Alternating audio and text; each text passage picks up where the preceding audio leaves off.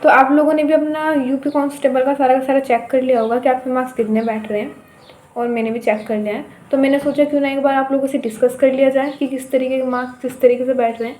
तो मैंने जैसा पहले भी अपने वीडियो के रिव्यू में बताया था, मेरा एग्ज़ाम था 9 जून सेकंड शिफ्ट में, ठीक है।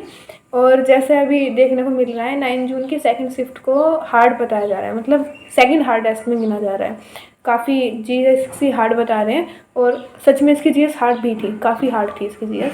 तो मैं सोचा क्यों ना मैं अपने एग्ज़ाम का रिव्यू दे दूँ। तो इसके एग्ज़ाम के रिव्यू में किस तरीके से हैं पहले मैं बताती हूँ। मतलब जैसे 150 क्वेश्चंस होते हैं ना, जिसने दिया होगा सबको पता है 150 क्वेश्चंस होते हैं, जिसमें हमारे हर एक करेक्ट पे 2 हमारे नंबर मिलते हैं, और इनकरेक्ट पे निगेटिव मार्किंग होती है, लेकिन जो अब की बार नहीं थी, निगेटिव मार्किंग अब की बार नहीं थी, 0.5 मार्क्स की होती है। हाँ, तो मतलब इस बार निगेटिव मार्किंग नहीं थी, इस वजह से भी कह सकते हैं कि कट ऑफ हाई जा सकता है। और मेरे जो अटैम्प्ट हैं वे इसमें, मतलब अटैम्प्ट मैंने सारे किए, 150 मैंने अटैम्प्ट किए, लेकिन जो मेरे 28 क्वेश्चंस हैं वे गलत हो गए। उन 28 क्वेश्चंस में भी जो 6 क्वेश्चंस थे वे जीएस से अलग थे, मतलब ये कह सकते हैं कि 22 क्वेश्चंस तो मेरे सिर्फ जीएस में ही गलत हो गए, मतलब 22 क्वेश्चन मेरे जीएस के ही सारे गलत थे, क्योंकि जीएस बेकार पूछ रखी थी और मेरा इतना स्ट्रॉन्ग नहीं है, जीएस पोर्सन मेरा बेकार है। साइंस पोर्सन मेरा एज़ कम्पेयर टू जीएस ज़्यादा सही है।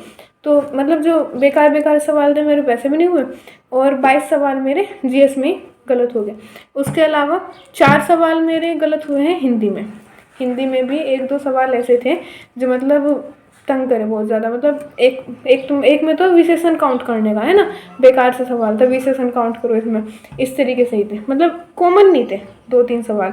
और बाकी हिंदी में भी रचिए तो बहुत पूछ रखे थे, तो इस वजह से मेरे हिंदी में 4 गलत हो गए थे।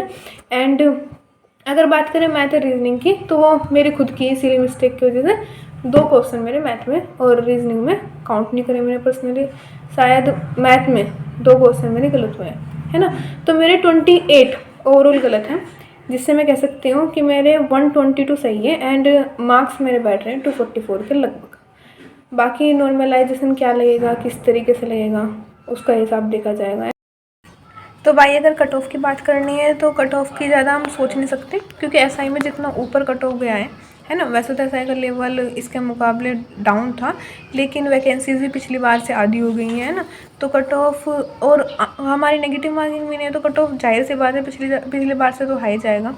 लेकिन मेरे नंबर पर सिलेक्शन हो गया नहीं, इसका मैं नहीं कह सकती, क्योंकि जिनका एसआई में नहीं हुआ, हालांकि उनकी कैपेबिलिटी थी कि वे कर सकते हैं, है ना, वे सब कांस्टेबल में आए होंगे, उन्होंने भी अच्छे तरीके से अटैम्प्ट किया होगा, तो जाहिर सी बात है कंपटीशन तकड़ा रहा है आपकी बार, है ना।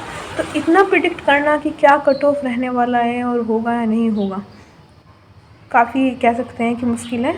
और बस यही है कि अपना लगे रहो, बस ऐसा कहा जा रहा है, मतलब ऐसा सुनने में आ रहा है कि जिसके 115 प्लस क्वेश्चन है वे अपना फिज़िकल के लिए थोड़ा प्रिपेयर करके रहें, क्योंकि फ़िज़िकल में भी ना, जैसे एसआई का एकदम से रिज़ल्ट रिलीज़ हुआ एंड 1 महीने के अंदर अंदर इन्होंने फ़िज़िकल की डेट के लिए कह दिया, तो मुझे लग रहा है कि शायद सेम सिनेरियो इसका भी रहेगा, अगर इतना ही प्रोसेस हमारी फास्ट रही तो ठीक है।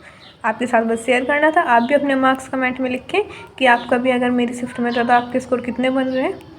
थैंक्स।